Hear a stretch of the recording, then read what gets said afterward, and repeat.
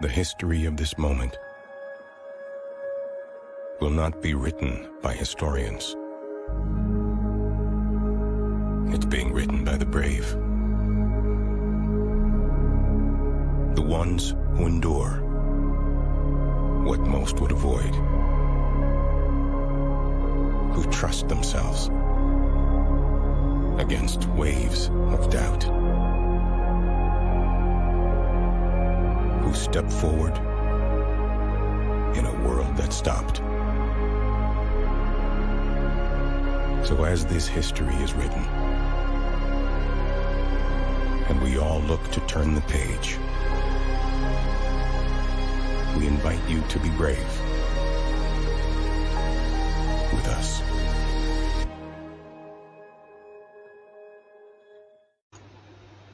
Hey everyone, welcome to the first Army National Hiring Day. And what we're doing is actually doing a marathon live stream. We're going to have special guests. We're going to talk about the various programs that Army Medicine and Army Reserve Medicine all have to offer. I'm going to break this up into 3 separate days, and you'll see some things get rehashed. We'll go into a little bit more detail about some other things. But as far as today's concerned, we do have a few special guests. So I have Captain Dulworth coming on here in about 45 minutes. After that, Captain Perkins. So they're going to be talking about Nurse Corps. So if there's anybody who's interested in nursing, by all means, like us, share us, leave us a comment, so that way we can actually answer some of those questions live and then direct you to the appropriate person, whoever's in your area. And that way you can sit down face to face and get everything else answered for you. But the schedule for today, so I'm getting it pulled up right now.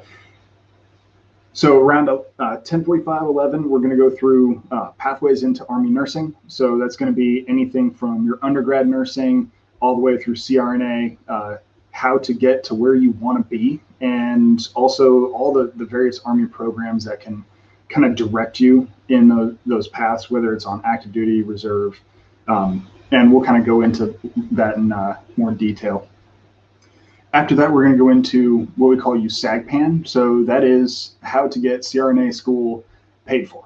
So the Army will host it, the Army will pay for it, and will pay you while you go to school. So that way we understand that you're going to be leaving your full-time job, and we want to make sure that you have a way to take care of your family while going through this program. Then we might take a little short break depending on how long these go. And right after lunch is going to be, we're going to talk about trauma surgeons for the Army Reserve with Captain Perkins. After that is going to be HPSP. So if you don't know what that is, that's our Health Profession Scholarship Program. And that is how we pay for your med school, dental school, veterinary school. And we'll go in depth about how it works, what the program looks like, and what the requirements are, stuff like that. After that, we're going to be going into everything dental. So we might have a special guest. We're trying to actually get him out of his office and actually on here. So he might show up, he might not, but if not, we'll actually answer all your questions about military medicine and dentistry a little bit later on this afternoon. It's looking like right about 3 p.m. Going into tomorrow, we're going to go back over HPSP first thing in the morning. So if you missed today's show, you can actually tune in tomorrow and get all your questions answered. Then we're going to go into family practice. So what does a family practice doctor do in the Army? Little hint, they see patients. So after that is physician's assistant. This one is kind of near and dear to me. If you don't know, I've been an Army medic for quite a few years, and we work very close with our physician's assistants. So they're the ones that are actually our providers. So if you're interested in becoming a sole practitioner, an independent provider, Army physician's assistant are the best way to go ahead and follow that pathway. And we also have several subspecialties in that as well. So we're going to go into that tomorrow around 12. And then one of the other areas that a lot of people don't know about is we have an entire research wing. So it's Army research, and we have you know what? I actually can't even remember. There's, I believe, 6 or 7 different research facilities. I'm not the subject matter expert on this, but I will have one come on around 1 p.m. tomorrow. That's going to be Staff Sergeant Fant. Then we're probably going to have another special guest coming on tomorrow afternoon. Going to have to stick with it and come in, take a look. And then going into Thursday, we're going to talk about our graduate program in nutrition. So that's hosted by Baylor, actually at Fort Sam Houston down in San Antonio. And we host it just the same as our CRNA program. After that, we have another special guest, Dr. Gebhardt, and he's going to be joining us with the civilian aide to the Secretary of the Army from Cincinnati. And we'll have Captain Perkins on there with them as well. After that, we're going to talk about HPSP again, right around 1 or 2, depending on how long the previous conversations go. Then we're going to go into STRAP. So STRAP is kind of one of those unique things. So if you're a resident, if you're in some sort of program that is to get a higher level of education, then we can actually put some money in your pocket and also help with your student loans while you're in that program. So we're going to go into that later on. And I have a special guest coming that can actually talk from firsthand experience what STRAP is actually like. Then we're going to go back through HPSP and answer any questions you have. So with this, I'm broadcasting live to 4 separate platforms. So that way you can go ahead and leave us a comment. We can go ahead and answer them live, just like this right here. So Captain Shield, he was one of our OICs. He kind of left a little bit ago. So that way, if you do have a question, we can go ahead and try and answer it to the best of our ability as soon as we get here. All right, looks like Captain Dulworth is here already. So let me go ahead and add him on here. Sir, how's it going? It's going great. How are you? Good. All right, so like I said, we're going to go into the nursing piece right now. And the reason why I brought Captain Dulworth on is he is our absolute subject matter expert, everything Army nursing. So no pressure. A little bit about his background. He is a crit care nurse. And when we talk about going into CRNA school and USAGPAN and things like that, that's one way. And we can also go into another way, which actually, sir, I believe you're applying for right now, correct? That is correct. Yes. Okay. Not to spoil it, but we'll hold off on that later. So why don't you go ahead and give us a little bit of an introduction for yourself? So, hey guys, my name is Michael Dulworth, and I'm a captain in the Army. I've actually been in the Army for 8 years, going on 9 now. I've lived in a ton of different places. I've deployed. I've done all kinds of fun stuff. And I believe in recruiting as well. So I volunteered to be a recruiter in my home state of Michigan. So go blue. I know we probably might have some Ohio people out there, but I'm a University of Michigan grad. So, yeah. Awesome. That's me in a jar. All right, so if you guys do have any questions for Captain Dulworth, go ahead and take a look at the bottom. I got my text number here. I have my email, and also if you text AGDQ to the number below, what it'll do is it'll actually put you in contact with one of the medical recruiters in your local area. All right, so one of the things that kind of is special to me about Army medicine, I've been in the Army for a little over 13 years now. So I spent over a decade as a medic. I've been a combat medic. I was working in clinics. I've done several different things all over Army, throughout Army healthcare.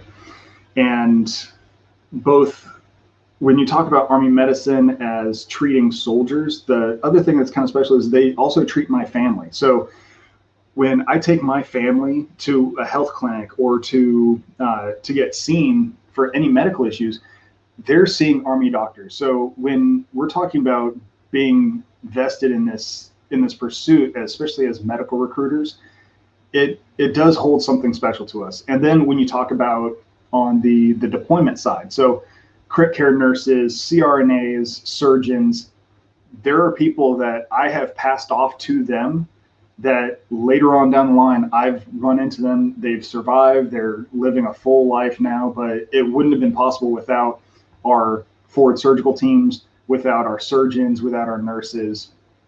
So that's why when we say we really do have a passion for this is we are truly looking for the best people. We're not looking for anybody. You know, you're absolutely right. And one thing I think about, which kind of blows my mind, is the people I put into medical school under our scholarship program, when I first got in recruiting, will be residents when I go back to work in the hospital.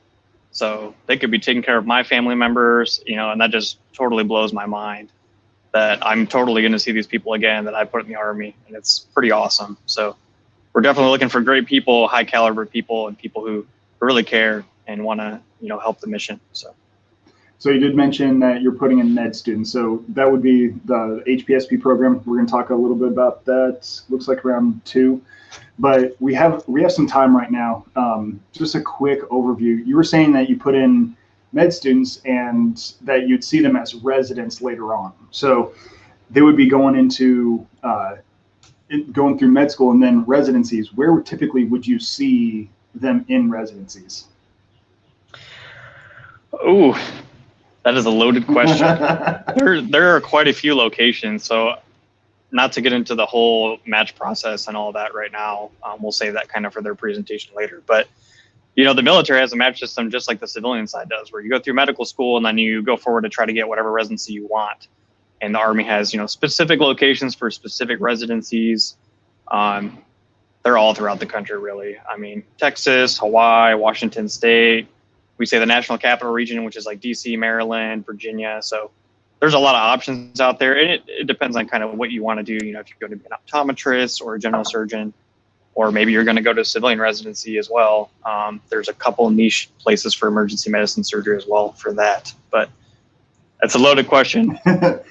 So one of the things, like, so I was actually out in Hawaii, and one of our biggest teaching hospitals is actually on the island of Oahu.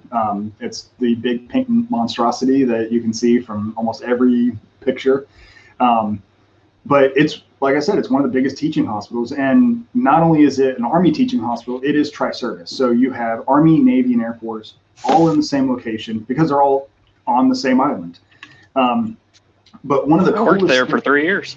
Yeah, exactly. So one of the coolest things about Army medicine as well is there's no insurance to fight with. When you're sitting there deciding, hey, this is how I'm going to treat a patient, there's no insurance company to bounce that off of, to question your decision. It's whatever you think needs to be done. Guess what? That's what you tell the patient. That's what's going to be done. So there's not that back and forth fighting. You're not going to have to try and go to a lower level of care just because that's what the insurance company is going to pay for. That's a pretty awesome point. And I have worked on the civilian side a little bit, mostly as per diem staff, but that was the most frustrating thing to me. Was sometimes they can't do what I want to do because insurance is involved and there's money and coding and all that stuff. And the Army side, if I need it, I do it. The patient needs it, we do it, because we're not driven the same way. You know, I won't get too deep down that. I'll get really medical and talk about stuff some people might not understand yet. But that was like a huge reason why I am actually still here partially, because I can render the care that I need to do and get the testing done that I need to do. And it's pretty awesome, especially if you have family members, you know, and they have to have surgery or they have to see a provider or whatever. You know, I know that they're going to get exactly the testing and everything that they need. And if they're in a military facility, you know, price is not the objection. You don't have to deal with insurance. You just go, you get it done. So pretty sweet. And then also, if you're a provider or you're running your own practice or whatever, you don't want to deal with that stuff, come on board. We'll help you out. You won't have to deal with the billing and all those kinds of things. So. No, that's what we have. We have coders, and that's what we have NCOs for, because we handle a lot of that. All right, so what I'm going to do, I know you had something you want me to put up on the screen. Maybe. I don't see it right now. I think we just kind of hit on Todd Fitzwater's question there with the insurance and billing and some of that stuff. Yeah, right there. So a lot of that is with the billing. And the other cool thing with the Army, especially even the Army Reserve, is our own healthcare system. So, for example, we're out here spread across Ohio. You're up in Michigan. I've been stationed at places like Kansas, Kentucky, Hawaii, Germany. Whether or not we're on the civilian side, if we get seen by civilians or if we get seen by military, our healthcare is covered if we're active duty. And it's very, very reasonable. I think I'm paying just over $200 for an entire family. A single person, I can't remember. Do you remember offhand what the amount is, sir? For the Army Reserve, for a whole family, whether it's one dependent or 15 dependents, yeah, it's about $230 a month. It's pretty cheap when you start looking at different plans. So. All right, I am pulling up some stuff now. And then kind of to go back to Todd Fitzwater's question there are actually a lot of similarities as well. Obviously, we are not completely different. We have the same standards of care, and we are expected to do the same treatment plans for specific diseases and follow best data and research and all those things. So you're going to get high quality, good care. And especially, when I was working in the ICU, there was definitely a testament to that. A lot of things that I did not realize were kind of cutting edge and coming out of the funnel, or the way things were done, we were already doing. And then I go to the civilian hospital and they're just starting to do some of those things where they don't do them quite as well. So definitely a testament to the research, the improvements that they make in Army medicine as well. And then we'll hit on some of the other differences later, but yeah, exactly. Well, I'll hold that in my back pocket for now. So. All right, so I was trying to get your stuff pulled up. Sure. So I can actually send it.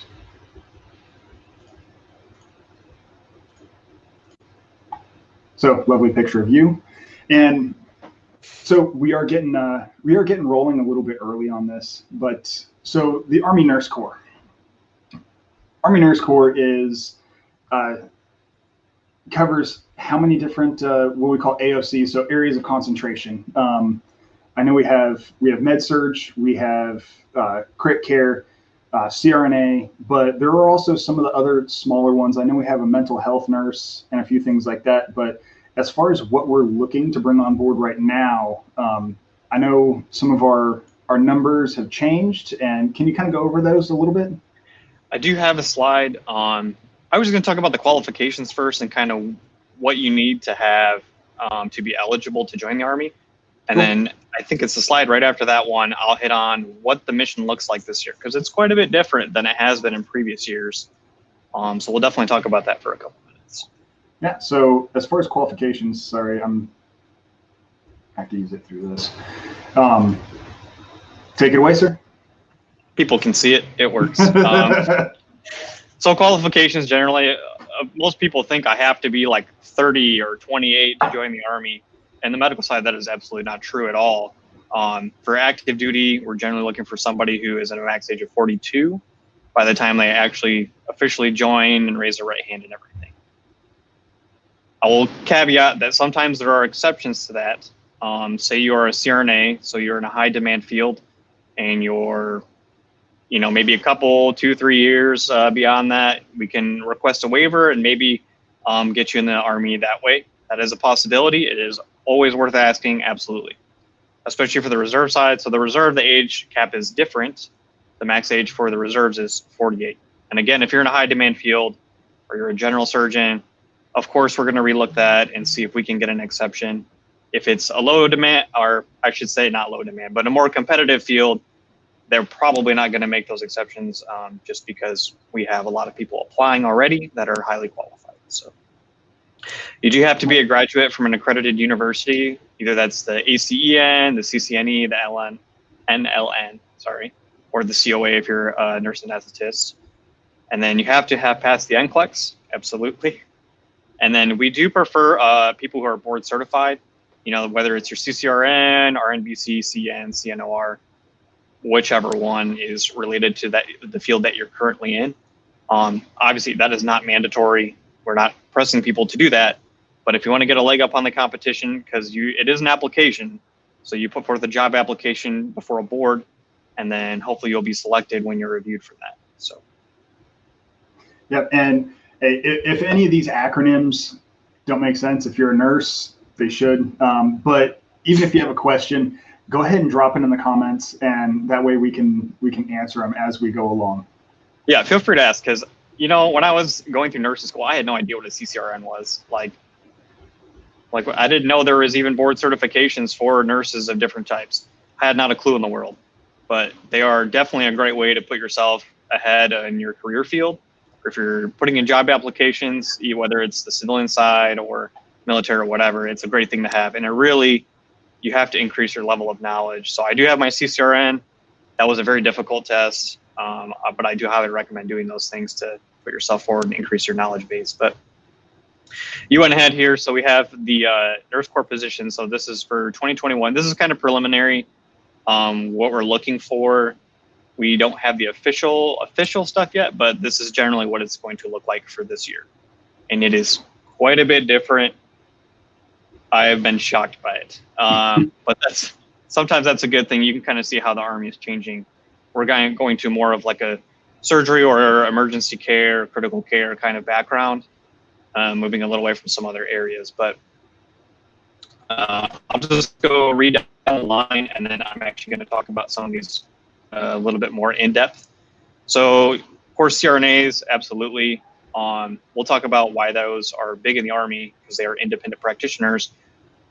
Of course, some states, like my home state of Michigan here, that is not the case. So you do function under an anesthesiologist. So we're a little bit different in that sense. But we do have HPSP, and I have a different slide, and I'll talk about that briefly. USACPAN, we're going to talk about after this presentation as a whole. Family nurse practitioner, I put PNP, but psych nurse practitioner.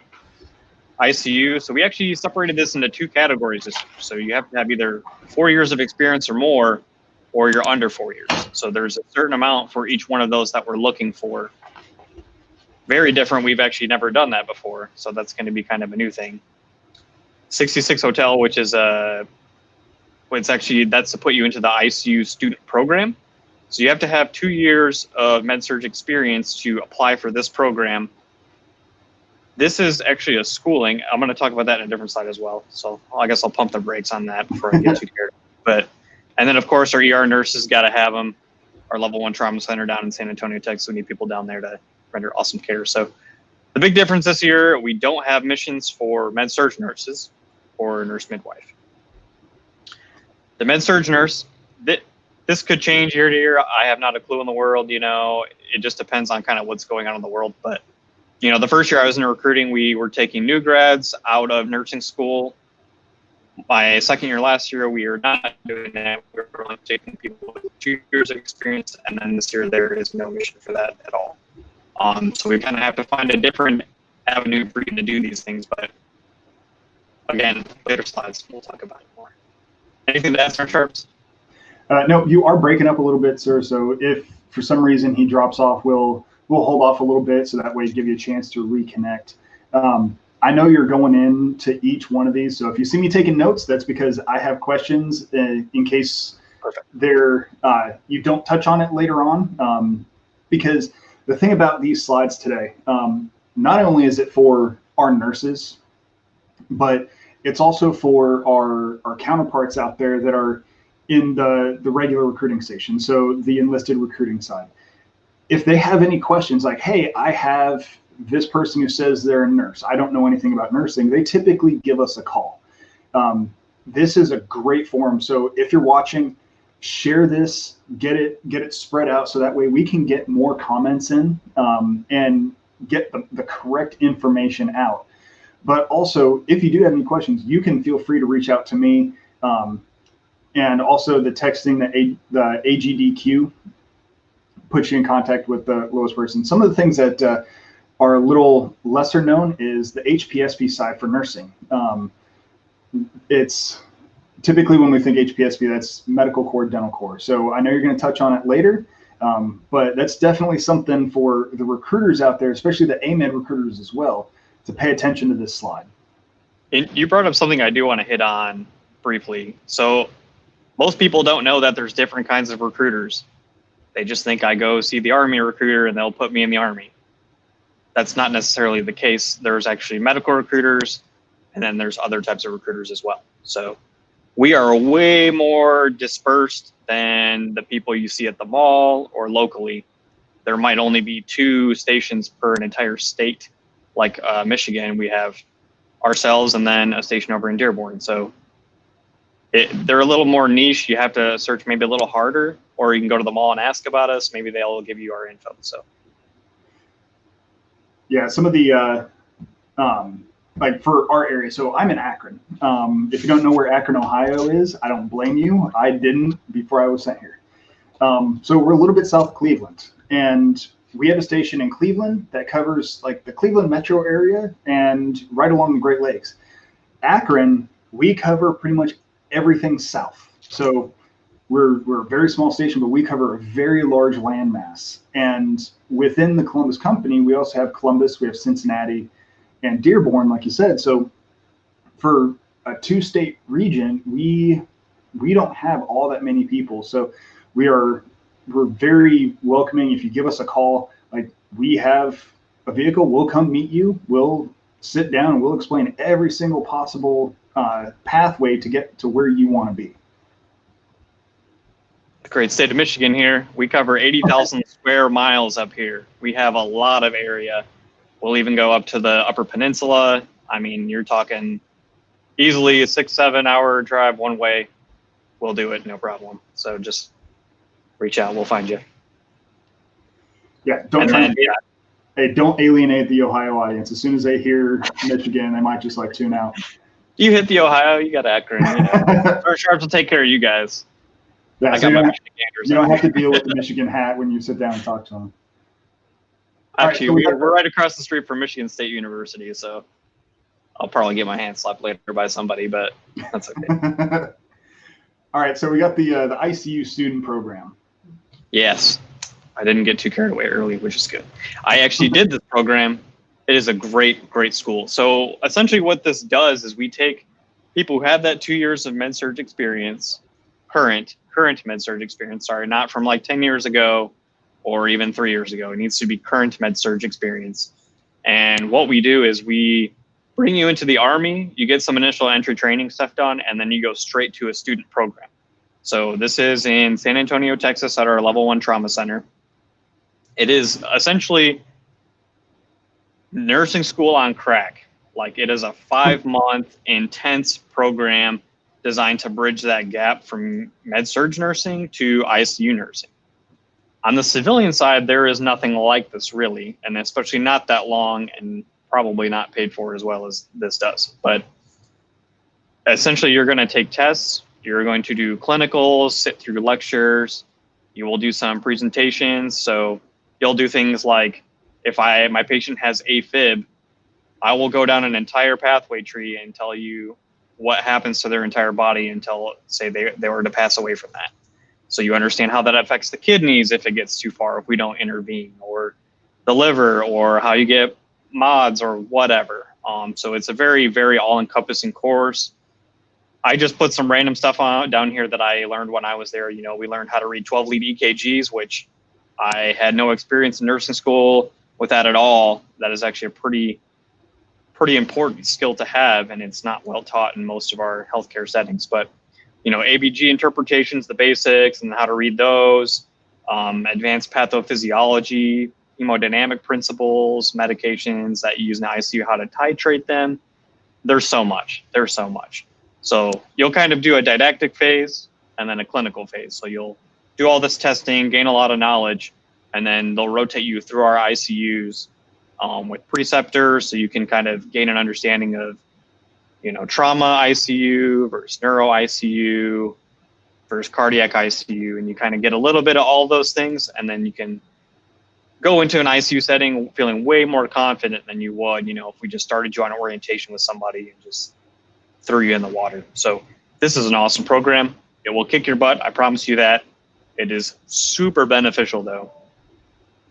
And then in addition to this one that actually you haven't been through, sir, which I don't know if you have, we also have what's called the JET course. So it's Joint En-Route Critical Care. So pretty much take everything you learn here and take it onto a helicopter. So that's I want to go to the JET course so bad. Sore point for me, but I'll get there unless I get into CRNA school, and then that's priority. But yeah, if you want to be a flight nurse, come to the Army. We are your people. If you're an ER nurse or an ICU nurse, this is something very recently that has been pushed really hard by the Army. We were not doing this before. We were just, if you needed a nurse on a helicopter, they just grabbed somebody, hey, come ride with us, do this stuff, whatever. Now we specifically train you. You go to the jet course, they'll put you in the helicopter simulators and how to bail out if you're in water and all this crazy stuff. I have a lot of friends that went and deployed and did flight nursing, and they loved it. It was a great experience, and it's very needed because you have that advanced concepts already down about hemodynamics and how to do assessments, with, say, there's rotor wash going and it's really loud, monitoring airways. You have a lot of autonomy as well because there's no physician on the helicopter, and you're going to do what you have to do to keep that patient alive. So if that's what you're interested in, we are definitely the place to go.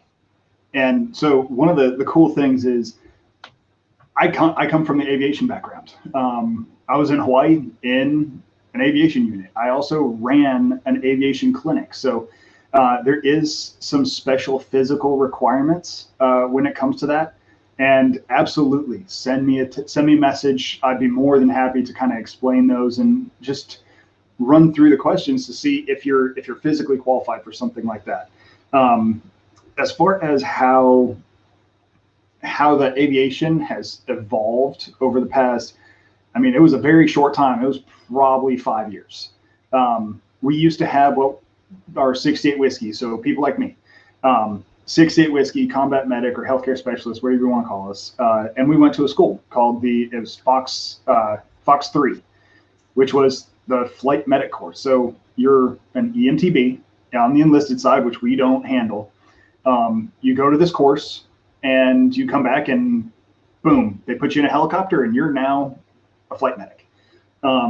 That kind of changed. So what they looked at was, hey, we need a higher skill set on the helicopters than what we have on the ground currently. So that evolved into what we call the Fox 2 program, which is the flight paramedic. So again, on the enlisted side, 68 whiskey, you can come in and be a Fox 2 as a flight paramedic. Mainly, it's in the Army Reserve because the majority of our air assets are in the Army Reserve. So if you want to look into that pathway, go talk to your reserve recruiters. But then what they did is they looked at, say, hey, there's some things that these paramedics can't do that your crit care nurses are much more specialized. And then when they looked at it, they're like, all right, these 68 whiskeys they know how to crew an aircraft, they know how to treat a patient, they know how to do all this stuff. Well, we need to train up a nurse specifically just to treat that patient. And then you also deal with all your altitude, all your hypoxias, everything else like that, and learning truly being the true subject matter experts on both aviation medicine when you're actually in the helicopter and also how that affects the critical care and all the various different pathways and clotting cascades and everything else that has to take care of. So what they ended up doing was, like you said, taking that flight nurse and putting them on the aircraft instead of just trying to have a paramedic manage them till the time they hit a forward surgical team. So that's kind of a little crash course and a background on how this got to be. And the culmination is that jet course. So you go through the ICU program through the Army or your CCRN, then you apply to go to JEC, and then that's where you start going through your flight training and stuff like that, which if you head on over to our YouTube page after this, so I'll actually need to repost it, but I actually have my Dunker training videos. From when I was out in Hawaii, we actually did it at the Marine base in Kaneohe. So they strap you into a helicopter, blindfold you, and then throw it in the water and turn it upside down. So it was an absolute blast to go through if you're a strong swimmer. If you're not, it's pretty miserable. You'll be fine. But yeah, if you have any questions on that, again, shoot me a message, leave me a comment here, and we can easily go into it. But as far as the pay data, so I know you're going into the pay data. were you paid when you were going through this ICU nurse course? Absolutely. Absolutely. Once the Army brings you on active duty, they are going to pay you regardless of what you're doing. If you're moving, you make salary, right? So even if it's the weekend, you're kind of getting paid too, right? So yeah, as soon as you're in the system, you're getting paid, even if we're sending you to an education course or whatever. I don't usually like to talk about money that much because I don't think that's the most important thing, but it is good to be open and very concise with how these things work. And it's really important to understand that pay in the Army is super difficult to calculate correctly. If you don't know what you're doing, you're not going to calculate it correctly. Like, I promise you that. So you can see this looks like a really busy table, and there's a reason that it is that way, because everybody who joins the Army, even for the same job, might not make the same amount of money, or you might live in a different location. There's a lot of factors that go into this, but we can kind of go line by line here, and I'll explain why it looks the way it looks, and it'll make a lot more sense. For different jobs or your specific situation, you're definitely going to have to reach out to somebody, to a recruiter, and sit down and do this on a one-on-one basis. Because we need to know how much experience you have, what type of setting you work in, yada, yada, yada, yada. So it's complicated. It's not that simple, to be honest. You said how much experience you have. And I see up here it says base pay, 1 LT, so if you don't know, that's a lieutenant, versus a captain, and it says less than 2 years and 4 years. As a nurse, can you come in as a captain, or is everybody coming in as the lowest possible rank? So again, it varies. So say you're a CRNA and you have a doctorate degree, you are going to come in as a captain. Absolutely. We're going to bump you up because you have that advanced level of education. For a bachelor's degree, we don't give credit for that. For a master's, you do get some credit, so you'll be at least a first lieutenant, and they do need to be in a nursing related field. But for experience-wise, usually whatever experience you have, just cut it in half, and that's the credit that we give you. So say you've been a nurse for 3 years in the ICU, we'll give you 1.5 years of credit towards rank, right? So that would make you a first lieutenant, which is good. You want to be a higher rank because you make more money, so absolutely. That does cap out, though. So once you have that 3 years cap out, then we're not going to give you any more credit for that. Beyond education and other things like that. So say if I went and got my RN, my 2-year RN, I've been working in the ER for 6 years. And then I decided, hey, you know what? Like, they won't promote me anywhere until I get my BSN. Does that previous experience count, or is it only after I get my BSN? Great question. Absolutely. Absolutely. So we understand that, if you're working as an RN, or whether you have your BSN or not, you're doing the exact same job. It is no different. And we absolutely count that towards your credit. However, to join the Army, you do have to have a bachelor's degree in nursing. So that is the caveat. That is more of a commissioning thing. To make you an officer, you have to have that degree. But if you're in the process and you're close to being done with your bachelor's degree, please do reach out, because you will get credit for that time you were working. So when we talk about how much experience you need, we'll count that. And then maybe we just put a dean's letter in and go ahead and board you pending your bachelor's degree. We've done that before. So there's a lot of situations. Everybody's a little different. But yeah, if you're close to finishing your BSN, you have that experience, and you're currently working while you're in school, absolutely reach out. You can totally do it. And the one thing, and it's everything AMED related. There's an answer, but there's also a waiver for everything. Like you were saying before, for age. Not everything, but most things. Almost everything. But all those things that you really do need to just reach out, talk to a recruiter, and just sit down and have a one-on-one conversation with them. That when you sit down, honestly, there's no obligation, there's no nothing. They're pretty much just going to take some notes and show you, hey, this is what we need to do. This is the pathway that you're going to need to take. And honestly, it is not a short process. Some of our simplest packets that we put up for applications can take let's see, from the first day we meet them to the soonest day we can commission somebody, you're typically looking about 90 days as a minimum. But when you start talking about having a CRNA with experience and everything like that, you're starting to look at more 6 months time frame. Things can be done fast. It depends on how committed you are.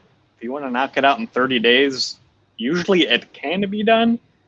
But again, we also have board dates, and those are set in stone. So just because you finish early, I might not be able to put an application for it yet. Just like if we're looking for people to join the Army in the year of 2021, or the fiscal year for us starts in October, we can't put you in earlier. We have to wait till October to put in that application. So, yeah. All right. So moving on to the housing allowance, it is tax free, and kind of explain the difference between the housing allowance, which we call BAH, versus living on base as well. So I know I've gotten that question quite a few times. Like, are you required to live on base? Like, how does that work? I have never lived on base, actually. So you're not required to live on base. I'll kind of go through the numbers here and where I got that data first and where you can find it yourself, actually.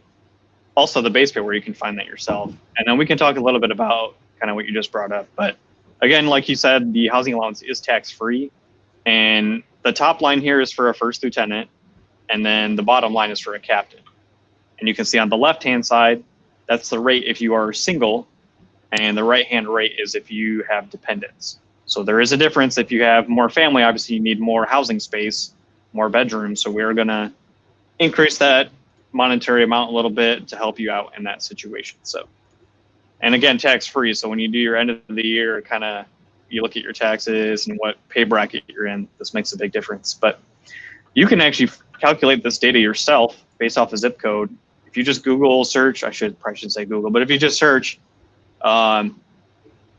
military BAH, you'll find it, and then you can put in the zip code, and then for rank you just need to put 02 or 03, and it'll kind of give you a pretty good idea of what you need. And then the base pay you can actually find on DFAS pay chart, DFAS pay chart.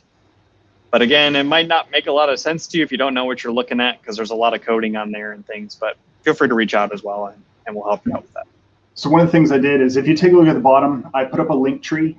If you just go to linktr.ee/AkronArmyMed, I went ahead and I'm adding these links as we talk about them. So if you head on over, you can see the BAH calculator.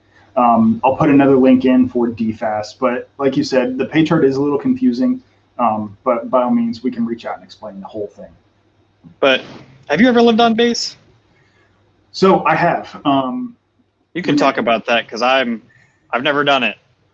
So when I first moved to Hawaii, I lived off base, and my rent was $1,900 a month for a 3-bedroom, un-air conditioned apartment. So if you've ever lived in Hawaii, that's a really good price for Hawaii, actually. That is a very good price. That's a good rate. Especially when my BAH rate was right around 2,400 ish when I was there. But what happened the next year was they raised the rent on me for my next lease, and they raised it to pretty much $3,000 for the same thing. No improvements, no air conditioning. And 2 months before I was set to renew my lease, I got a $600 electric bill. We're trying to figure out how. And it was just that the utilities in Hawaii, they decided, hey, we've been losing money over the past 10 years, so we're going to make this up by pretty much gouging everybody here. They have a closed market. So it was very painful for about 2 months. So my wife and I talked about it, and we're like, hey, you know what, we're gonna move on posts. She was pregnant at the time, so if you've ever had to deal with a pregnant wife in 90-degree heat, yeah, we're moving on post, because one of the cool things about that is we got a 4-bedroom house. It was right about 2,500 square feet, so it was actually a huge house for Hawaii. It was air conditioned, and I didn't have to pay utilities. So I didn't pay water, I didn't pay sewer, trash, electric, nothing. The only thing I paid for was internet. And the way that works is they take whatever your BAH is, and they just take it and say, hey, we're going to provide you a house, we're going to pay all your utilities, and that's it. Whether or not the BH goes up or down, there's no calculation. You just know that you're not going to receive BH. If you live, I think I need a caveat here too, because we were talking about Hawaii, and people are probably like, $3,000, that's crazy. You're never going to be able to afford that It's off normal. the housing allowance that I have listed. But but the BAH depends on the zip code, right? So when I lived in Hawaii, I have more rank than Sergeant Sharp, so I made a little more money. So my BH was around $3,000, which is pretty in line with the market there, really. But Hawaii, especially being overseas and things, you actually get something called COLA as well, which is a cost of living allowance. So you get this extra like $400 to $700 a month just to help with that, just because electric is so expensive there. It's crazy expensive, and water and all those things.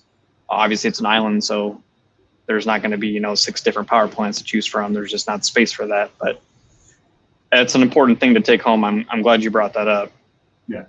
So, for example, like when I lived in Kentucky, Kentucky our BH was about $1,200. Now, my mortgage payment was right about $1,000. So it's designed for what your family makeup to provide an adequate living arrangement. So it worked out. Same thing when I was at Fort Riley, and it's also it scales with your rank and whether you have family members or not. So if you take a look at the link tree at the bottom, you can see what we consider competitive, and just plug in your zip code and take a look at what RBH is versus what you are normally paying.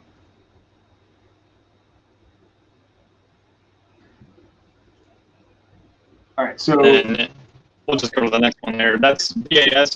We don't need to explain what it is. Just know that you're going to get it. I just calculated this off basically what I get, which should be similar if you're joining to what you would get. So it's around $3,000 for the whole year. Probably not any need to dive down into that any deeper, but just know that's extra money in your pocket kind of deal. Yep. And then I did some totals here. This is without any bonuses, nothing, any of the other stuff. You can see as a first lieutenant with less than 2 years of experience living in San Antonio, you're going to make about $68,214, which is pretty good, especially as an entry level into an organization. That's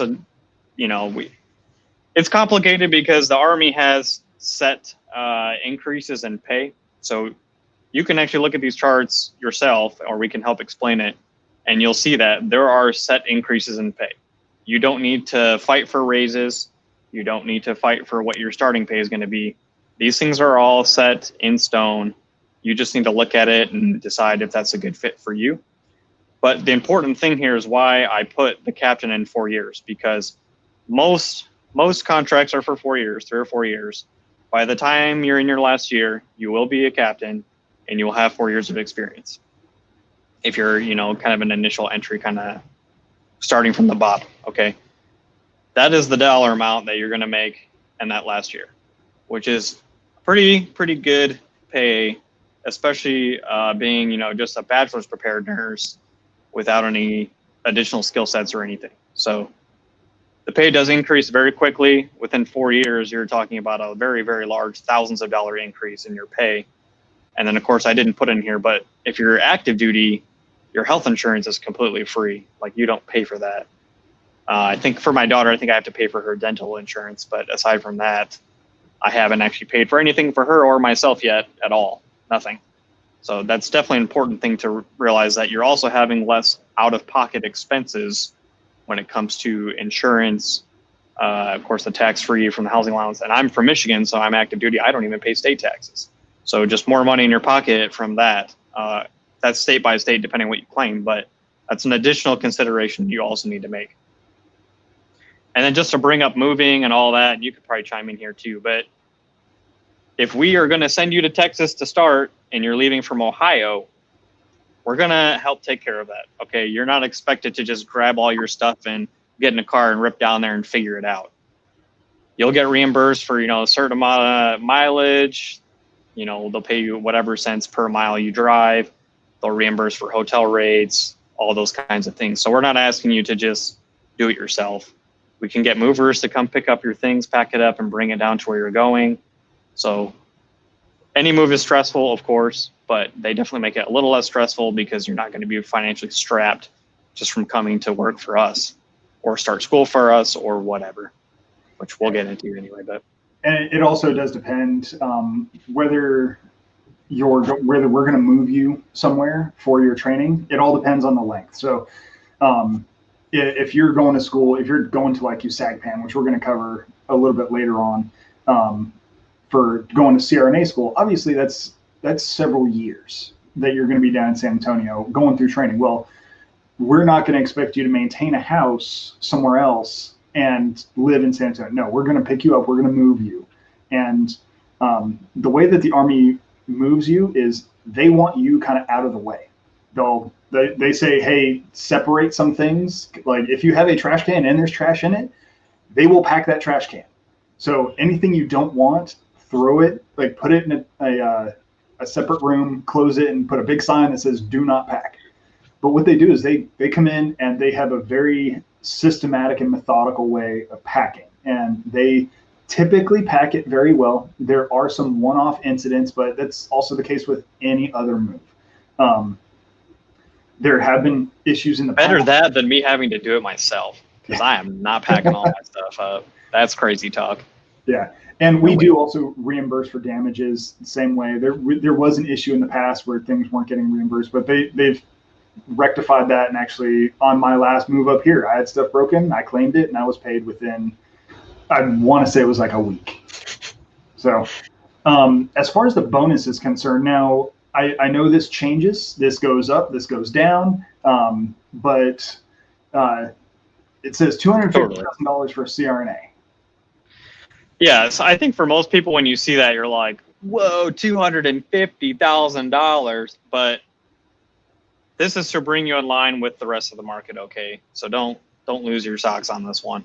It's $250,000 divided over 4 years. So you're looking at like $62,000 a year. So when you take these totals, you have to add all these dollar amounts, and then you'll see the total pay, say if you're a CRNA. So they're not just going to throw $250,000 at you and also pay you $200,000 a year. That's just, no one's going to do that. That's an unrealistic expectation. But yeah, the bonuses it depends on the job. Some bonuses are going to put you over the civilian market quite a bit, and some of them are to keep you in line with the civilian market so that we're paying that's the wrong word. We're paying you the right amount that we should be for the type of job that you have. Okay. So the ICU one, that's actually going to bump you quite a bit over what a civilian would normally make, unless you're 30 years in and they've kept you in the system and just kept giving you more money. Yeah. So there are differences. Again, these can change year by year, but right now, currently, this is the data that I pulled, and I didn't put every bonus in here because it would take up the whole thing just with the bonuses. Reach out, if you're an OR nurse or a community public health nurse or an APRN of any sort, please reach out, and then they can tell you what the bonus rates are.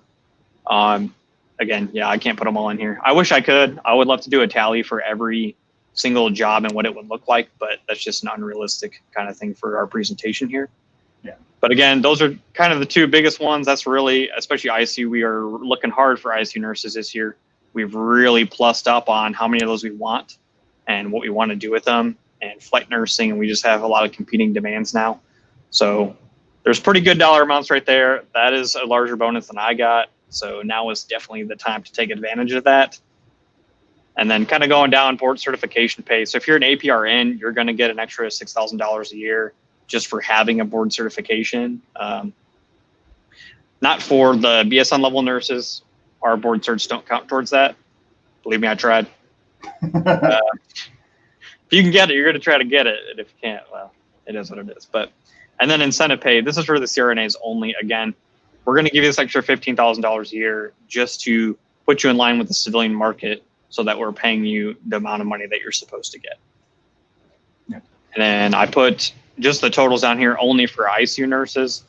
So once you factor in the bonus money and you divide the 100K over 4 years, the left-hand side, so you're going from $68,000 a year to $93,000 a year, which is a huge increase to just come in and start an organization. Like, that's crazy. I would sign up for that heartbeat just based off money. But at any rate, and then when you're in your last year, you're going to be making about $119,000. So big buku bucks this year. You're an ICU nurse, man. I don't know what you're waiting for. Let's go. Now, can this change? So if you decide to sit there and hold off, so we know 2020 for this year right now, if you come to us and we're able to get you on board by September, this is accurate. This is not, as far as we know, this is not going to change for this year because it's already secured, because they want us to know what we're talking about and what people can get when they come on board. As far as fiscal year 21, we haven't seen what's come out yet, but is it possible that one of these can go away in 2 years? Totally. This is real-time data, right? That being said, if you sign up for this and you come into the Army and that changes next year, they are going to pay you what they contractually signed you up for. So say in 2 years, if this bonus goes away, they're still going to pay you what is owed to you from the contract that you signed. Okay. I think Sergeant Sharps fell off. He'll be back. I'm here. Oh, he's here. Okay. Sorry. Cool. So yeah, anyway, yeah. So if you sign up for $100,000 for a 4-year contract, they're going to give that to you 100%. Okay. Say you're applying and something changes, we are obligated to tell you that. So when you go to sign your contract, you have to sign specific paperwork for that bonus. Okay, so you can't swindle you. You have to sign for those things. We can't sign you up and then say, no, we're not going to pay that. That's not legal. Okay, so if you sign up for it, you'll know what you're getting. And if it changes, you'll know before you sign your contract. Okay? Anyway, I probably just beat a dead horse, but yeah.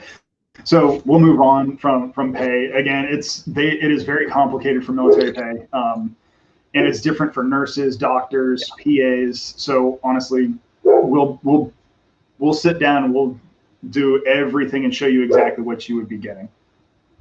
I do want to include that. I just wanted to give you guys a rough idea what it looks like anyway. So it's a big thing for some people, so glad we hit that. But yeah, we can move on to HPSP here, which is a scholarship program. Yep.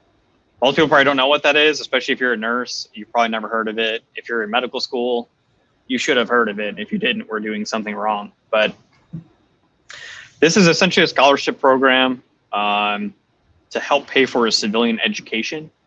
This is a very competitive category for us. There are only 5 people we take for this a year. But ironically, there's not that many people who usually apply because I don't think we're preaching it that much because there's only 5 slots. So if you want to do it, you should apply. So again, very competitive category. I'm just going to read my slide here. Must be accepted to a national nursing program at the time of the board, which is in February, and be fully qualified as a nurse at the PSN level or higher. So the board is in February. So if you're selected in February, then you need to start following that. So like in May or August, and then you'll start getting paid once you start school. So we're not going to pay you before you start school. We'll pay you once you start school. So what type of schools are these for? Is this, it says BSN level, so we're already assuming, hey, you've already been a nurse, you've been working. What type of school is this going to pay for? Are you looking at like FNP? Are you looking at a DNP program? Is there any restrictions on that? So there's 3 categories. You have the psych nurse practitioner, the family nurse practitioner, and CRNA. How many of whatever, like, it doesn't matter. Like if they get 5 family nurse practitioners, so be it. If they get 5 CRNAs, so be it. So any one of those 3 can apply, absolutely. The caveat here is that it has to be a face-to-face program. So if you're trying to do a master's online for a family nurse practitioner, I'm sorry, but that's not going to happen. It has to be face-to-face. And then just kind of like what that covers and everything, you do get a stipend every month. So that's $2,391.60 a month. And then your tuition is just going to be paid. So you shouldn't even see that bill. The Army's just going to get it. They're going to pay that outright, and then you don't have to worry about it. So if you want to pursue, a 3-year doctoral degree in a CRNA, civilian CRNA program, this is a really, really good option. I would definitely consider applying for this if you're interested. And then I did not mention this actually, you'll go on active duty when you're done with this one. So we'll talk later about the STREP program, which is for the reserves. So if you want to stay in your hometown and do reserves, we have an option for that as well. But HPSP only assesses onto active duty, so full-time work.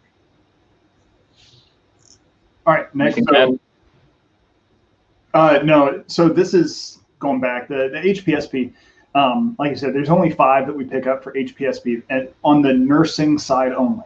The rest of the HPSP is allocated towards our med students, our dental students, and our vet students. So the majority of them are allocated to that. But as far as the nursing is concerned, like you said, we only take 5 per year, and they are very competitive.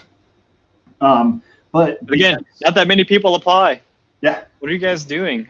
We're not telling anybody about it. So come apply, because it's not going to even be, if 15 people are applying, there's 5 slots. That's not that bad. I mean, you got a 1 in 3 chance. That's pretty good. Where some things we do, there could be 5 to 1, So if you go if you call an AMED recruiter, or if you call someone and you say, I want to apply for a CRNA HPSP, and they tell you that doesn't exist, call me. So my number is right at the bottom. We'll work through it and we'll get your packet in. Don't let them tell you it doesn't exist, because as of right now, this program still exists. You tell them, shame, it does exist. You need to learn more. Those are my pictures at the bottom. I haven't even told you guys about my pictures.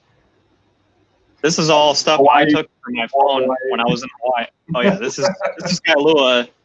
This is the pillbox hike, which is one of my favorite day it's actually pretty steep, but it's a day hike, very popular. But people come spray paint these old pillboxes, and you can see the Mokes there in the background on the right side. So I loved Hawaii, and I am definitely trying to go back. But I'll start explaining my pictures, because I think they're kind of fun. And the cool thing about this hike too is, as soon as you're done, you can pretty much walk to Kailua Beach. All right, so on to the Army Nurse Corps position. So everything we talked about previously, that was on the active duty side. So that is, we take you out of wherever you're living now. We send you through our training program. So you don't go to basic training. You go to what's called the direct commissioning course. You go to BULLOC, which is basic officer leaders course. And then you go into one of these other programs. Now, when you go to the school, can kind of differ depending on what type of program you're in. But again, that's something that we can lay out for you and show exactly when you would go, when you would do each thing. So as far as the Army Reserve, the way it changes from active duty is, we want to keep you in your community. So we don't want to pull you out and send you off somewhere else. We want you to be part of your community, and then that 1 week in a month, 2 weeks during the summer, which can change too. So if there's something that happens like the whole COVID-19 response, we actually moved some of our medical professionals out to Boston, out to Seattle, out to New York to help out the civilian hospitals, just because they were so overwhelmed. So we came in and just provide additional support.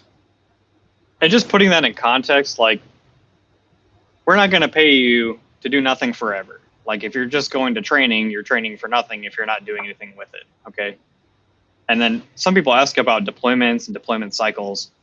Every unit has a cycle. So we're not going to deploy you every single year forever. That doesn't make sense.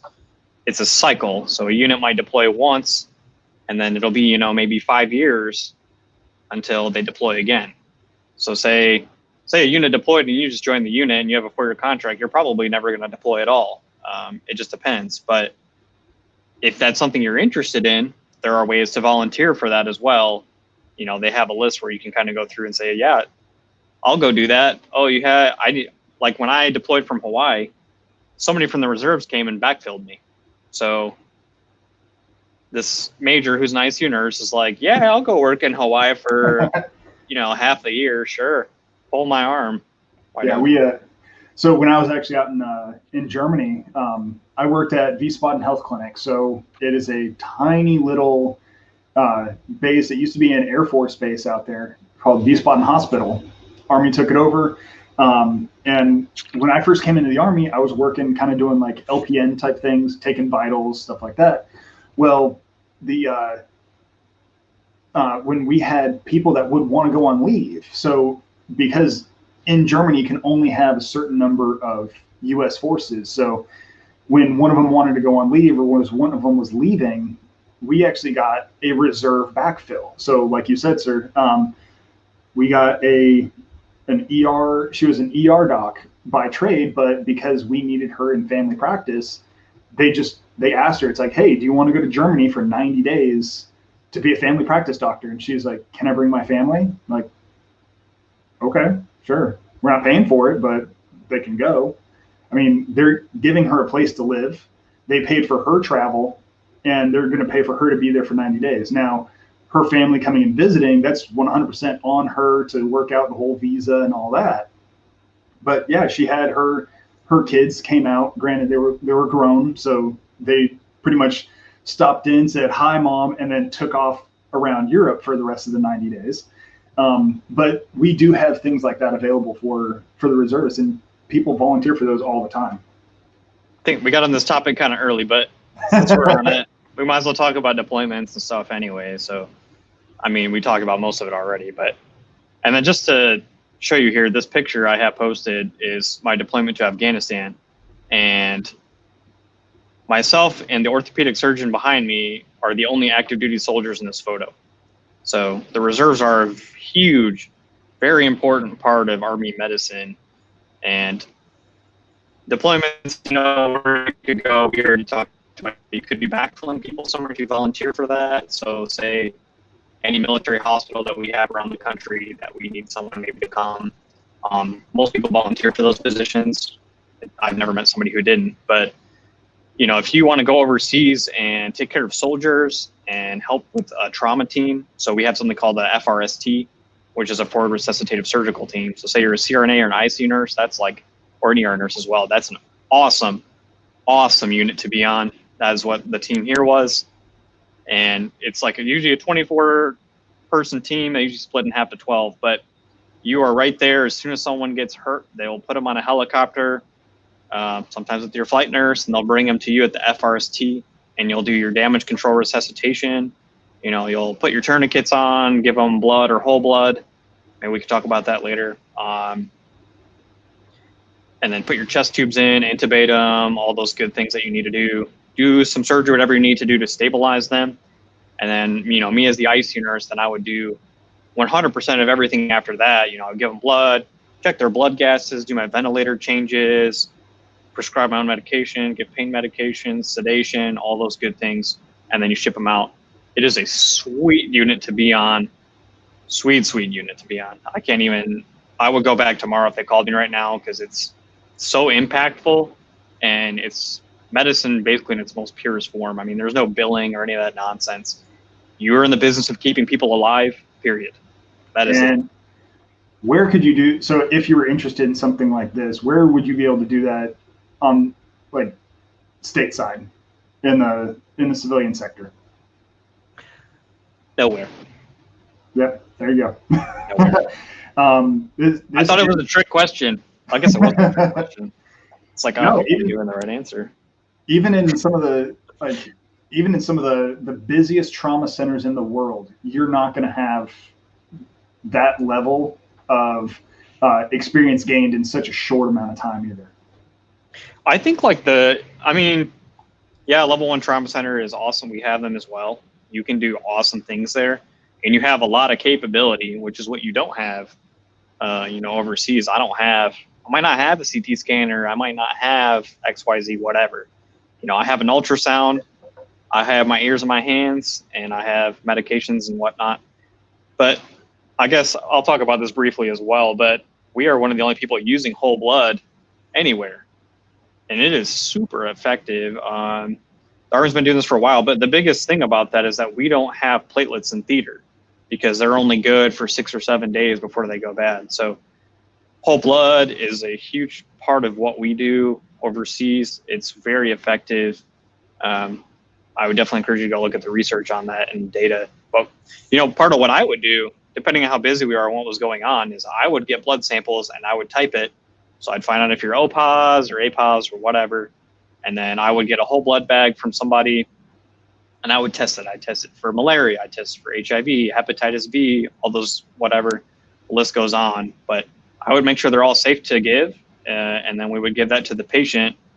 And man, and it's warm too. If you get it from somebody already, it's warm. So even when I put it through a Belmont to infuse it, it's already heated.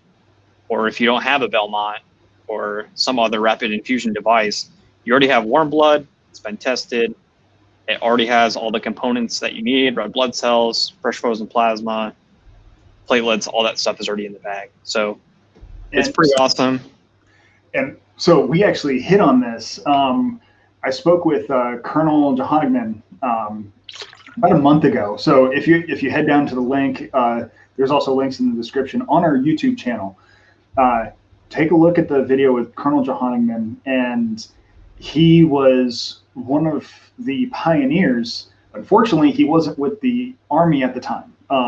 He was with the Air Force. So the Air Force pretty much told him like he can't deploy anymore. So he came on over to us, and like he's like, "Hey, can I deploy with you guys?" Absolutely.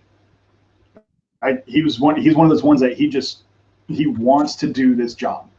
But now he's working down in San Antonio at Brooke Army Medical Center, and even the EMS in San Antonio is starting to recognize whole blood. And we actually had a really good conversation about it. So head on over to our YouTube side after this, not right now. It's Careers in Army Medicine, or even on our podcast. So Careers in Army Medicine podcast, and it's the one with Colonel J, and he really does talk about the benefits of whole blood and why we got away from it to begin with and why we're going back to it. Well, because it works. Sorry, we got we're so off topic. It's not even funny. No, and that's fine. I mean, that's a big difference between the civilian side and the military side. I mean, we have a lot of data and research going on that people don't know about. People don't know that we have, you know, a burn team in Texas at our level 1 trauma center. If there's a burn patient in theater, they need ECMO or something, they will get on a flight and they will go pick them up and they will bring them directly back. Like, we do things that people have no idea about. We do research that people have no idea about. We have a lot of influence on what's happening in the civilian side as well through our research and what we're doing. And I think most medical professionals don't have a clue of all the things that the Army's contributed. Tourniquet use. Tourniquets, absolutely. Imagine how many lives have been saved on the civilian and military side just from tourniquets alone. I know Stop the Bleed is a big initiative as well. I know with COVID, it's, you know, probably not happening as much because it's more of a face-to-face training. But I mean, man, tourniquets are a big part of that, and it's being done everywhere. I keep them in my car just in case. You never know. I have them in my bag. I have them in my car because, I mean, it's not just for battlefield injuries. Like, somebody gets severely hurt in a car accident. Guess what? Like, you can put a tourniquet on and save them. They're not going to lose their limb because of it. So don't worry about that. Yeah, we are way off topic, but we should caveat: we are not preaching, telling people how to do anything medically. No. Yeah, that's all on you. Go through one of the trainings. Hey, if you do need Stop the Bleed, again, you can reach out to us because every single person at least in our company, for the Columbus Army Medical Recruiting, we are all Stop the Bleed certified. So if you guys need to coordinate a Stop the Bleed event, you could reach out to one of us. Here, I'll throw my stuff back up. Send me an email, and what I can do is I can put you in contact with your local person, and once we figure out all the COVID restrictions and all of that happy fun stuff, we can get stuff situated. But yeah, we're off topic. I'd really like to just see where conversations take us, but we can finish this side up pretty quick. So this is what we're looking for fiscal year 21. Unfortunately, we are not looking for the nurse practitioner side. So if you're looking at nurse practitioner and you want to come in. Honestly, one of the only ways you could do that is through the HPSP side right now. Which goes on active duty anyway. Yeah. So, or you can just join active duty, but I don't think we need to hit can you payday. go back to that one real quick? The previous slide. There you go. Yeah, I just want to, so all of these have a different level of how many we're looking for, but the big ones are CRNAs, ICU nurses. Some of the, I think it's important when we talk about the reserves, especially that we talk about the timing. So all of these jobs, you have to be currently working in this position on the civilian side. Okay, so you have to also have a minimum of 6 months of experience. And then you also have to look at, say we have 30 jobs available for a med-surg nurse. I think it's actually 60, but once that's done, once those are filled up, we had enough people apply and we accepted them, we are done the whole rest of the year. We will not take any more until the following October when the new fiscal year for the military starts. So just understand, like, if you want to be a med-surg nurse in the reserves this upcoming year for their FY fiscal year 2021, you need to start packet now, because probably once October, November pass, there might not be any jobs available. So that's definitely something to consider. ICU nurses, you have more time. You can do that most of the year. And we actually are authorized something called overproduction, so we can put even more than they originally asked for. So timing is very important. Oh, yes. I harp on that on my videos on my channel all the time. But yeah, it's super important. Anyway. All right, pay data. I think we've beat this one up enough. This one's different, though. This is very different for the reserves. Oh, got it. Okay, so the pay data we talked about before, that was on the active duty side. So that is what we pay. You're, like you said, you're on salary. This is a little bit different. So when you look at this pay chart, take your civilian employment and then stack this on top of it, because that's what we're looking at now. Hey, if you're making 80 grand a year and you want to get in the over 100,000, and he goes, your answer right there. So Captain Dulworth also goes very in depth on a lot of these programs. I will, again, head on down to the link tree. I'm going to, right now while he's talking, I'm going to go ahead and put his channel in here as well. So that way you can jump over there. He does a few great videos and kind of breaks them up by the different career fields. My videos are not very entertaining, I will say that, but they're very informative. I'm trying to be more informative than entertaining. I'm not that funny, so I can't do it. But anyway, the pay data here, you can see, like, if you join as a first lieutenant less than 2 years, you're making about $8,000 a year. Very shortly in 4 years, you're bumping up to, almost $13,000 a year. And then the bonuses, I put the ICU bonus for this year on the left side and OR on the right side, so 25 and 20 respectively. That's every year. So you get paid that up front each year. And then that's how I got the total numbers here at the bottom. And then just to go over health insurance again, unlike the active duty side where it's pretty much free, you do have to pay for health insurance in the reserves, but it's stupid affordable. If you're single, it's only $45 a month. For your whole family, it's only $240. And I'm telling you, it's very, very, very affordable. When I found out how much people pay for like childbirth and all that stuff, I was mind boggled because I didn't pay anything. So anyway. Yeah, same here. Like when my wife gave birth, so she didn't actually give birth at a military hospital. She went on the civilian side. Yeah. And the only thing that our health insurance did not cover was the food. That's it. So our total bill, so she was emergency C-section and she was in the hospital for 3 days.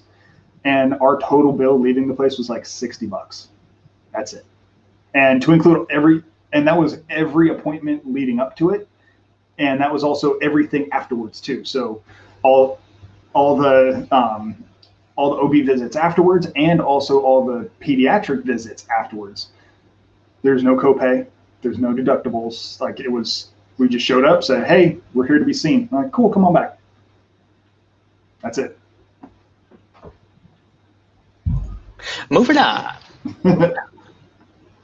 What you need to apply. So much. I mean, it's no joke. If you ever meet somebody who applied for the Army, it's a total pain in the butt. But Because there's so much that goes into it, right? So we have to do a background check and security clearance. We have to make sure you're not terrorists or any kind of crazy business, right? So we have to do a very, very thorough background investigation on you, and you will end up with a security clearance out of that, which is nice. You do have to have 3 letters of recommendation to come in. On the nursing side, 2 of those have to come from nursing supervisors or managers. They cannot be from a charge nurse.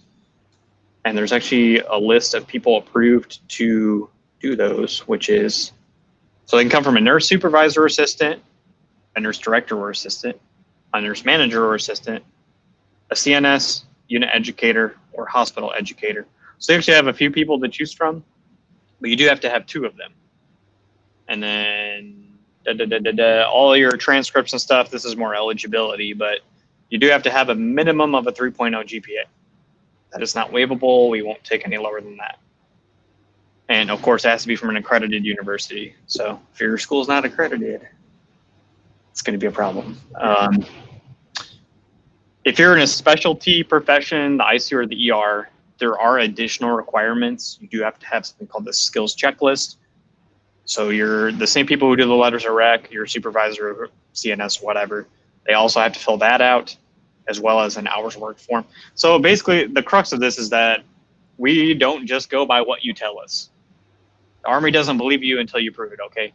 You need to prove to us that you have worked in the ICU long enough so that your manager can attest to that, and that you have the necessary skills to do what we need you to do part-time.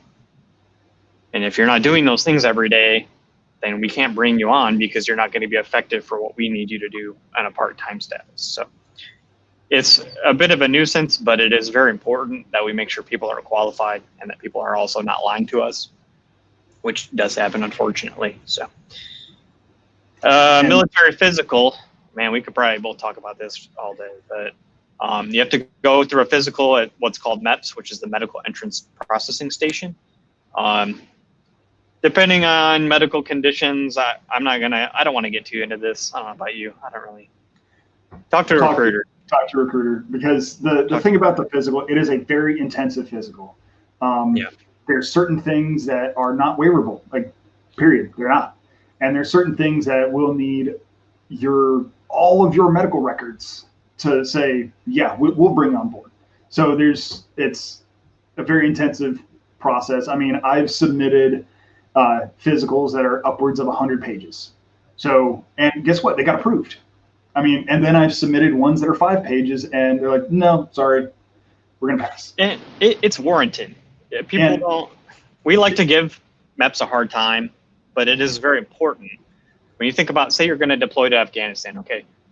Say you're a diabetic, a type 1 diabetic, and whatever. We'll just use that for instance. The military is not going to be a great fit for you, because what if I can't get you your insulin? What if I send you somewhere and I can't get you your insulin? Say something happens and that's not possible. What are we going to do? We can't do anything about it. So this is why, partially why we have military physicals, is to make sure people are suited and that they can be without healthcare for a certain period of time. Or say you're the only CRNA on our FRST, the only CRNA, because we don't have anesthesiologists on FRSTs, only CRNAs. And you have a medical issue and you have to leave that place, then they don't have a CRNA to help with surgery for that location at all. So this is very important. It's annoying for us to deal with, but it is important. But we'll move on from there. I don't want to get more on that then. The way that I always explain it is the Army's looking for their return on investment. We are throwing a briefcase full of money at you to come on board. We want to make sure that you're going to be able to do the job for that contract period, if not possibly 20 years. So, that's what you would kind of need to hit retirement for the military, and we'll go in, I believe it's the next slide. But that's kind of what we're looking for, is it's making sure you can do the job, and also you have longevity in the job as well. And then, so that's all we're going to hit up on MEPS. They're all over the country. Each one's a little bit different. So you really got to talk to your local recruiter to know what the local MEPS is looking for. go ahead and hit on the CV. Now, I know I've requested CVs from people, and I've gotten stuff back. It is not a resume like your traditional type resume. We have a Don't try to make a CV without us. Don't do it. Yeah, we have a very specific format, and if it's not in the format, they'll just kick it back. Right. Because when people are looking at these CVs, you're going to have people like Captain Dulworth. So when you're talking nursing CVs, later on in his career, Captain Dulworth might get tagged with actually sitting on one of these boards. So it's going to be your peers looking at your experience in your CV, and they want to be able to compare people quickly, apples to apples comparison. So being able to flip through each one, that way they know when they're looking for certifications, they can flip to the second page, second paragraph from the bottom, there's your certifications. If they're looking for verifying experience, they're going to be able to flip through it and be like, all right, 6 years of experience, 4 years, and they're not sitting there hunting. All that's summed up. We have a format. We'll send you the example. All you got to do is plug and play. It's already formatted. Just type in what you need, delete what you don't need out of there, and then you're golden. So, but just don't do it without us, because you'll be wasting time and you'll have to do it again. So, yeah. All right, and then the certifications. I know BLS is a requirement. I'll let you take over all the other ones if needed. Right on. So yeah, BLS, you got to have it. You're a healthcare provider. If you don't have it, you probably should. ACLS, of course, you need ACLS if you're in the ER or the ICU or your CRNA or what have you. You need those as well. Any additional certifications? So you have PALS or you have TNCC, or I forget the NIH stroke one, whatever. But if you have any of those, feel free to put it in there and send it to us, because that only strengthens your application. And it shows that you're very committed and you care about the profession. You want to advance your education and so on. So that's all I have to say about it. All right. Retirement plan. It's a little different now. I mean, it used to be you do 20, you get out, and you get paid. Definitely has changed. It's kind of the same. It's kind of the same. Okay. But the percentage is different. And then you can contribute money, and then the government will match it 1-for-1 up to, I think it's 6%. So I'm not an expert on retirement. I don't know about you, but yeah. So the way the retirement system works right now is it's similar to a 401k. So the Army will put in 1% of your base pay per month while you're in, and then they will match up to 5%. So you can get a total of 10% of your base pay per month, depending on how much you put in. That can be drawn following the rules of a 401k. So we have both a Roth version and a standard version. Honestly, the easiest way to do it is sit down with a financial advisor afterwards and go through it. Reserve is a little bit different. So that's something that it's based off of points, how many times you actually go to drill. There's a scale to it as well. Did I put a point thing in here anywhere? I don't think I did. Well, whatever. At any rate, like a normal year in the reserves, you get, I believe it's 70 points if you do everything. Mm-hmm. You need 50 points to have a good year, to be in good standing. So you actually have more opportunity than there is even the point requirement. And then if you deploy, some of those things change and you get more points. And yeah, there's a whole calculation to it. All you need to know about the reserve and retirement is that you're going to earn an extra pension. Yeah. That's what you need to know. Is that this is an additional retirement on top of the one you already have. So want more money in retirement? You want to buy that? Well, for me, you want to buy the bigger boat. Hey, you want to get that 30-foot Boston whaler, whatever, So funny story to this. I actually told Captain Dulworth that he should be wearing a Hawaiian shirt on his boat doing this interview. Obviously, he didn't listen. Maybe later. Maybe so the thing about it, like, we have lives outside of all this Army stuff. Captain Dulworth, like, if he's not like being a groundskeeper for his lawn in his front yard, he is on his boat. Like, if you drive through his neighborhood, his yard is the one that looks like a golf course, and he would most likely be in another 5 years the angry old man sitting on the rocking chair in front, like yelling at people. Like if they ever step more foot time, on. I already am that guy. So when you talk about like some of these incentives and stuff like that, we have lives outside this too. So you can easily have a conversation with Captain Dulworth about boating, especially around a lot of the lakes up in Michigan. So moving on from that, one of the things that I talk about a lot is the upward mobility piece.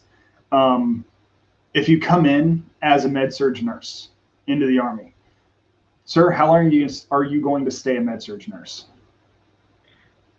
That's partially up to you. If you want to continue, how long do you think you'd be a med-surg?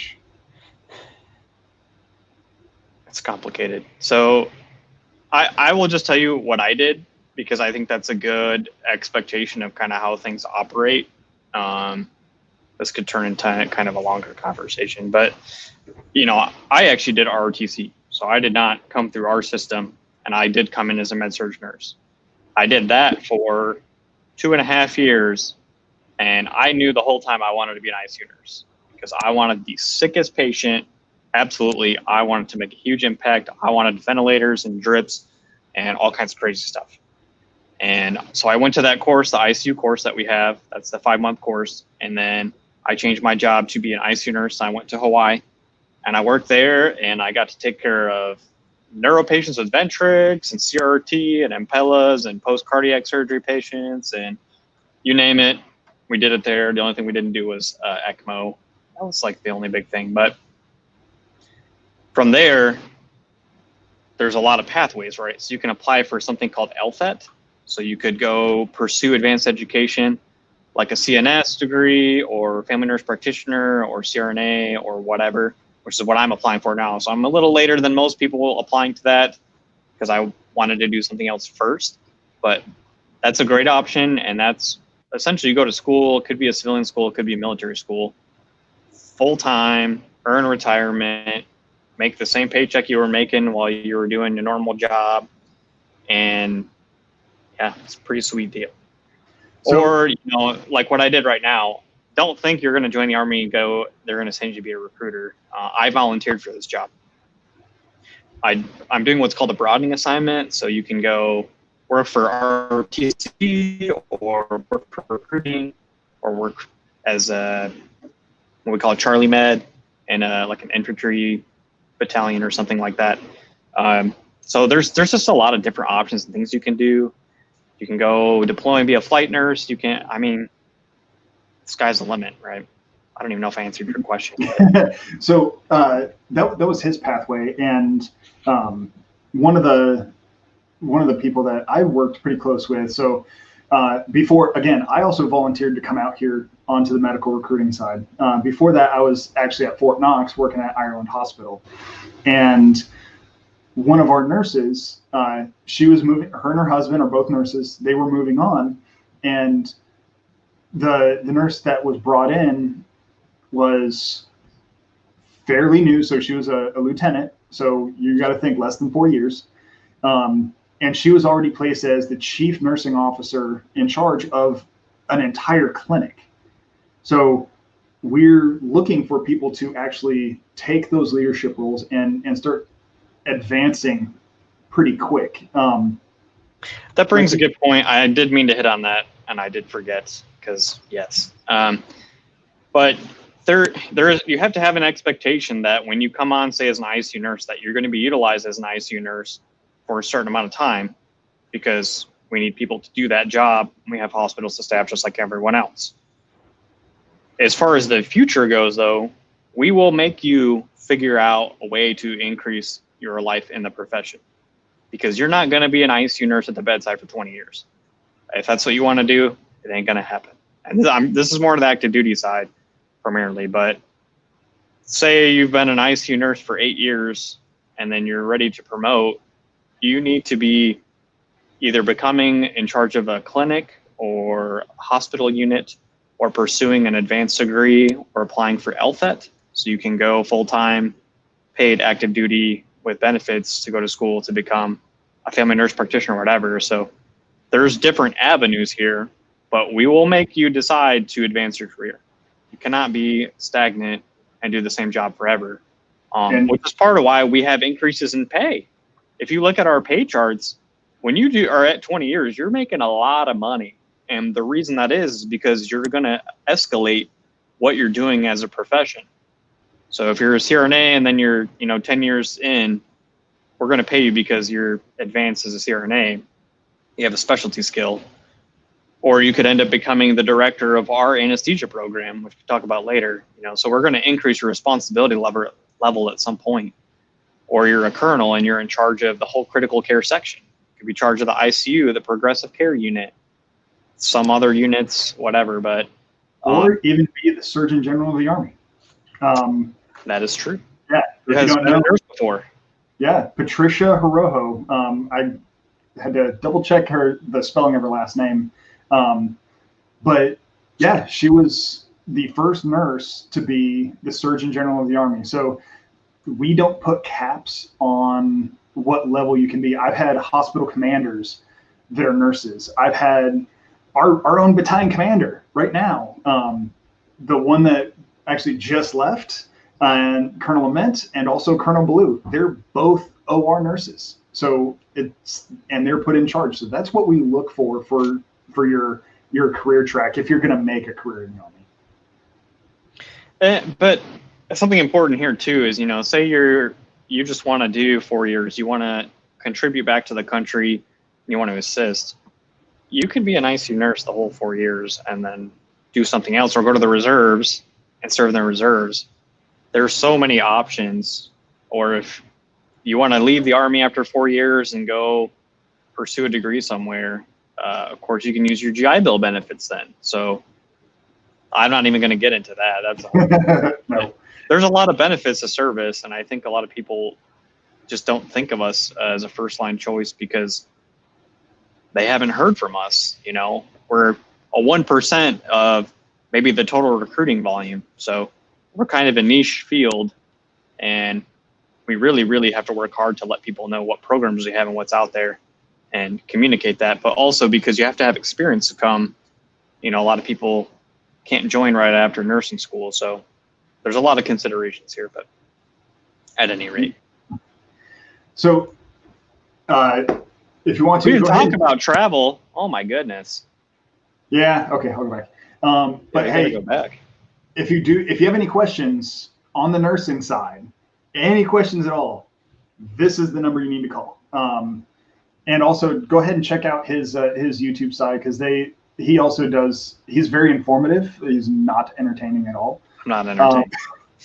But at least it'll be a good resource, and hopefully he keeps up with what's going, like his life afterwards. So as soon as he's out of the recruiting side, still documenting everything. So while you go through LTHET, keep the YouTube side going and just talk about your experience going through that. But you might get a once a year video on that.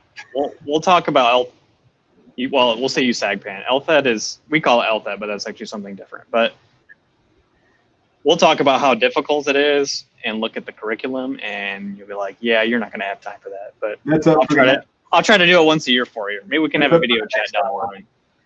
But so I think I'm going to interject. This change of pace thing I put in here is, in my opinion, the most important thing, especially when you're looking at the reserves. When I'm working the ICU and I am only working the ICU, that is it. I come, I take care of patients, I go home. Come, I take care of patients, I go home. It definitely wears on you. It is stressful the longer you do it. I think like any job, there's also a level of redundancy to it and just kind of burnout. This helps prevent that. It really does. Having something to mix it up and kind of change a pace, like my backfill guy that comes to Hawaii, I'm sure that, it's a different ICU, but he met different people. He got to do new things somewhere, do some hiking, go snorkeling, scuba diving, whatever he wanted to do, and just do something different, be somewhere new. And I think that is so undervalued. And I think Dr. Johannemann even talked about that in his video a little bit. We actually get a lot of physicians that come to us in our area that are older, because they've done everything already and they want to do something different. They want to do something new. And then I would be wrong if I did not mention this, because at the end of the day, this is the most important thing. And that is why I put that photo in there, is that we do what we do to bring people home. You know, my younger brother serves in the military, and he joined when he was 18 years old. And to think that there wouldn't be a healthcare provider there for him if he was hurt or injured, whether that's overseas or in a car accident or whatever, that would absolutely break my heart. And that's part of why I serve. And by far, that is the most important thing that we do and why we do what we do. And if you are patriotic and you want to contribute and help our soldiers, sailors, airmen, and Marines, this is a fantastic way to do that. The Army is a global organization. We're huge. We are all over the country. And, you know, this is the primary mechanism for what we're doing. So. Yeah, absolutely. So what I'm going to do right now, up next, we're going to talk about USAGPAN. We also call it LTHET, and because we're the Army, we like to use a lot of acronyms. So LTHET, I believe, is long-term health education and training. Is that correct? Yes. Yes. Awesome. I got it right for once. And USAGPAN is the U.S. Army Graduate Program in Anesthesia Nursing. Yes. CRNA school. Well done, sir. Well done. CRNA school. But hey, right now, we are going to go ahead and take a quick break. I need more coffee. That way you can go ahead and run to the restroom. So the stream is going to stay online. And then when we get back, I have a few videos to show, and we'll go ahead and jump into USAGPAN, LTHET, and kind of one of the hidden gems when it comes to Army nursing, or just nursing as a whole. This is an amazing program that anybody I talk to is extremely interested. And the hardest thing is just getting people to sit down, because in CRNA school, you're busy, very busy. So trying to get somebody to sit down and just hear about what this program is the most difficult part. So we're probably going to take about a 5-minute break. Go ahead and drop your comments as well. If you have any comments, any questions, go ahead and leave them in the section. We'll go ahead and address them as we come back. Also, share this channel. Blast it out on all of your social media channels. If you know somebody that might be interested in something like this, or even a family member, tag them really quick. Go ahead and send it over to them. With that being said, we'll be back at, looks like right about 11:48. Sound good, sir? Yeah, sounds good. All right, cool. We'll be back.